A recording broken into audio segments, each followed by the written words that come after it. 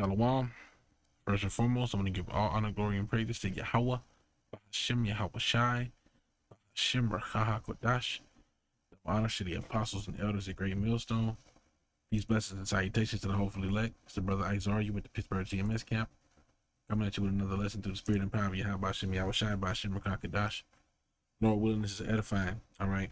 I just want to do a quick lesson based off of a conversation I had about adultery and things of that nature. All right, let's try to see if we can get some understanding from this. So let's start with the scripture here. Matthew 5:27 says, "Ye have heard it that it was said by them of old time, thou shalt not commit adultery. But I say unto you that whosoever looketh on a woman to lust after her have committed adultery with her already in his heart." Okay, and so a lot of people, which that word heart goes into the word mind.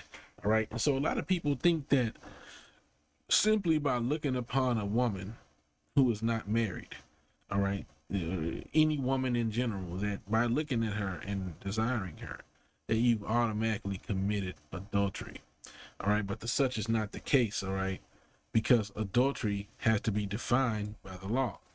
All right, the law is there to govern when people go off. Leviticus 20:10 says, "And the man that committeth adultery with another man's wife, even he that committeth adultery with his neighbor's wife, the adulterer and the adulteress shall surely be put to death." Okay, so this gives you the understanding of what it means to commit adultery. It's when a man sleeps with another man's wife. Okay, so if you, all right, are walking around and you see a woman and she, these women nowadays dress very provocatively, and the flesh says, "Oh, that's nice," and you like, "Damn, now I would do this and I would do that to her," but whatever the case may be, that's not adultery. All right, if she is not married. Now, if you see another man's wife and you think that and she is married, then it would be adultery. Okay, now there's no way of you knowing if these women walking around, okay, all the time when you see them, if they be married or not. Okay, so you know what I'm saying. Now, being in the flesh, okay, there would have to be grace on that particular aspect, because being in the flesh and being a man, men are visual creatures. All right, let's get a precept.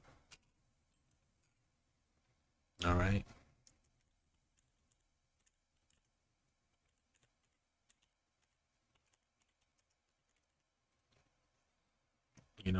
what happens a lot of times. Let's get to Sirach 36:22 says, "The beauty of a woman cheereth the countenance, and a man loveth nothing better." Okay, a man loveth nothing better than the beauty of a woman. The beauty of a woman makes a man happy. It cheers a man up to see a beautiful woman. You're like, damn. And it says that a man, all right, loveth nothing better. Okay, so that's a basic understanding of how men are. Women seem to not have an understanding of that, and women are very, you have this thing where women are very bold towards their men and how they view this situation, but at the end of the day, it should not be so. Let's get this precept, just to show you, a woman's jealousy and what the Lord did because she was jealous. 2 Samuel 6:20 says, then David, now remember that David danced before the Lord. Okay, all right, David had a dance before the Lord, and I believe his clothes came off of him. Okay, he danced so hard that his clothes came off of him. Oh yeah. So David and all the house of Israel, he shouting, and she saw David dancing and stuff, leaping and dancing, and she despised him. Okay, I could be wrong. I don't think his clothes came off. Yeah. I mean, I know there was somebody who's Salaki. I could be mixing some stuff up, but let me just get it. I know it was somebody who's He's wearing a linen ephod, 2 Samuel 6 and 14.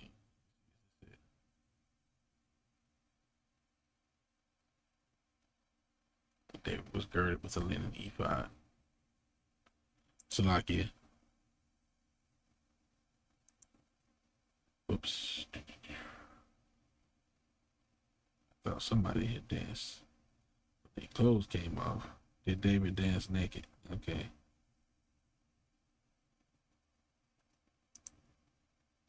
Maybe I misunderstood it when she said that he danced naked. Okay. He was wearing a linen ephod. Okay, I see what's going on.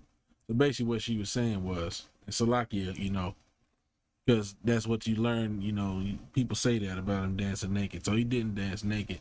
He just basically danced. You know what I'm saying? She got jealous because he was dancing. You know, he was dancing with all his might. Okay. And he was girded with a linen ephod. So clearly he had something on. He had clothes on. So Salakia. All right, for that. But you know, he was dancing, all right, and she looked and she was like, man, look at this nigga dancing in front of these, you know, she got jealous, man.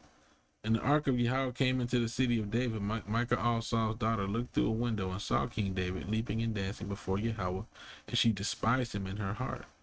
Okay, and so what happened when he got back? All right, let's read. It says, and he dealt among all the people, even among the whole multitude of Israel, as well to the women as men, to every one a cake of bread and a good piece of flesh and a flagon of wine.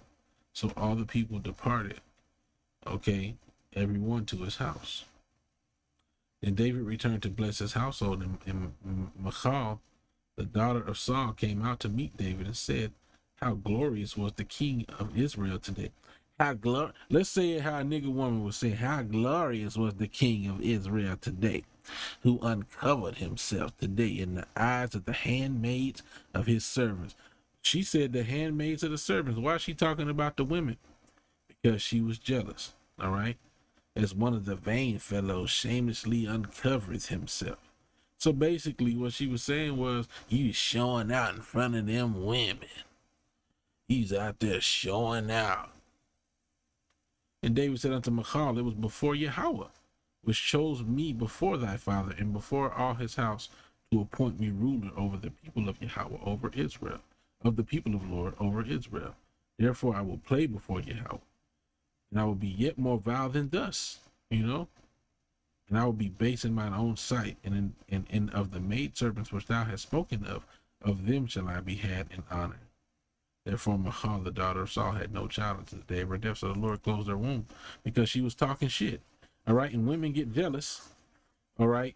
You know, because of this fact, women look at you as some detestable creature because you think women are beautiful. All right. You know, that's just, it is what it is, man. But, it's just stupid. All right. I just think it is what it is. That's how the Lord's got it.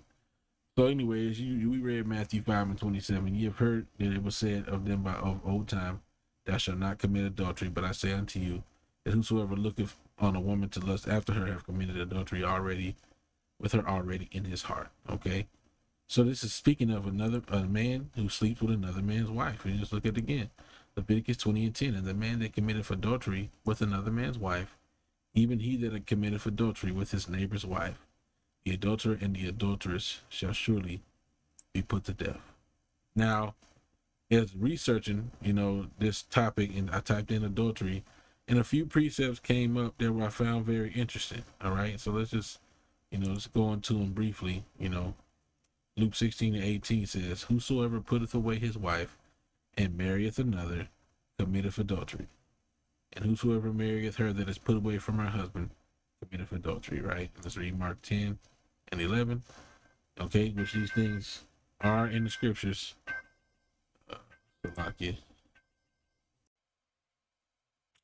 Salakia, I accidentally stopped the recording.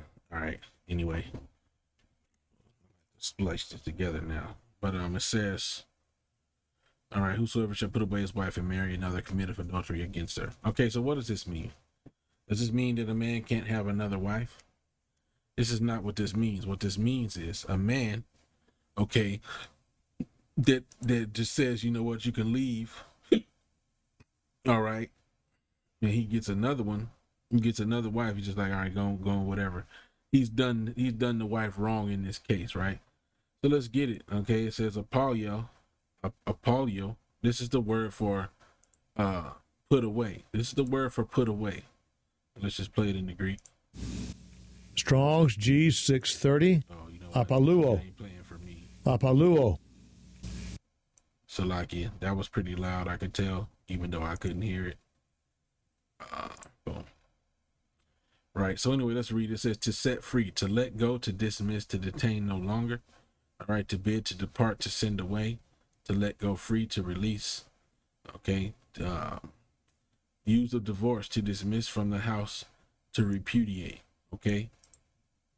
So basically, you know, if you have a wife or whatever and you just get tired of her, you just like, all right, bitch, you can go. It's time to switch to the next one. All right. Repudiate, to refuse to accept or be associated with, to deny the validity of, to refuse to fulfill or to discharge an agreement or obligation. Okay. To divorce one's wife. Okay. To divorce one's wife. So basically, you just decide, look, I'm sick of you. I'm done popping you. I'm tired of you. You know what I'm saying? Whatever. You're getting on my nerves. You got to leave. All right. So really that's going off, you know, because Yahushua said, what did he say? Okay. When, you know, these things, this could be a little bit or whatever the situation. Most I have to deal with everybody accordingly to the situations. Okay. Everybody got to work out their own salvation with fear and trembling. All right. But at the end of the day, Yahushua said what he said. Saying, I should have lock in.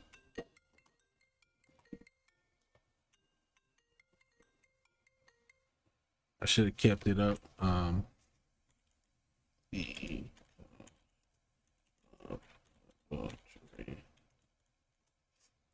Right, Matthew 5:32 says, but I say unto you, that whosoever shall put away his wife, saving for the cause of fornication, cause of her to commit adultery, and whosoever shall marry her that is divorced committeth adultery. So Yahushua gives the understanding of what this is all talking about. All right, when you causing your wife to commit adultery by telling her that she, you know, she's divorced if she didn't commit adultery. All right, she didn't sleep with another man, then you making her leave. All right, telling her, look, you can get out. All right, that's causing her to commit adultery. All right, and you know, like I said, the situation has to be on a case by case. I mean, you know, there's certain situations where it's like, you know, a woman's just being, you know, if a woman's, you know, really, I don't even want to talk about it honestly as far as what the parameters is, but let's just say it straight. You can't just tell a woman, you can't just be a nigga. You can't just say, oh yeah, I'm tired of you, you gotta leave. You know, you start looking for shit. You looking for reasons to be like, no, I'm tired of this bitch. I'm looking for a reason to get your ass up out of here. You're going off. Okay, you're going off. Because, you know, the scriptures tell you you're going to have trouble in the flesh. So just for the trouble in the flesh, you can't just, and which is another part of that topic, just because you got trouble in the flesh don't mean you can get rid of your wife, because that's a part of being with a woman. 1 Corinthians 7. All right, let's read above that. 1 Corinthians 7:27 says, art thou bound unto a wife? Seek not to be loosed. All right. And then it says, art thou loosed from a wife? Seek not a wife. Okay, so it's giving you the understanding. If you have a wife, don't seek to be loosed. Okay, let's continue. But and if thou marry, thou hast not sinned. And if a virgin marry, she hath not sinned. Nevertheless, okay, notwithstanding, even with all that being said, such shall have trouble in the flesh, but I spare you. So basically what it's saying is you're going to have trouble. You're going to have problems. It's going to be some bullshit. Okay? But this I say, brethren, the time is short. Okay, it remaineth that both they that have wives be as though they had none, you know, and so on and so forth, all right? And that's the times we living in now, okay? You know, the times we living in now, so, you know, so, but yeah, I just wanted to get some understanding of what that means, you know? So this is the word to put away his wife, and then this is the word for adultery, which is, so the word for put away is G630, apolio, and then G3431. Moikio, whatever, however you pronounce that. I can't hear it, but it means to commit adultery. Okay. And it even tells you here to commit adultery with, to have unlawful intercourse with another's wife. So that's the primary form of adultery, is a man sleeping with another man's wife. Okay. And you can cause your wife to commit adultery by putting her away, giving her a bill of divorcement if she haven't physically slept with somebody. All right. Now there are other ways where women go off. Okay. And the Lord, talks about cursing women for having their wanton eyes and so on and so forth. It says that he's going to curse these women that have these wanton eyes and these haughty looks. When you get that word wanton, okay, but sexually unrestrained. Okay, let's see what wanton is in the etymology. Wanton, one who is ill behaved, a lascivious or lewd person. All right. Resistant to control. Ooh, shit. Wanton means you're resistant to being controlled and you're willful. Okay. Wanting, lacking, deficient. Okay. Misgovernment. Oh shit. Lacking. That's a lesson right there. Just the word wanton. To leave, to abandon. Okay. A lot of women do that too. They leave their husbands. All right. One who is ill behaved. Okay. Wanton. This is the adjective to describe something. It says their eyes are wanton.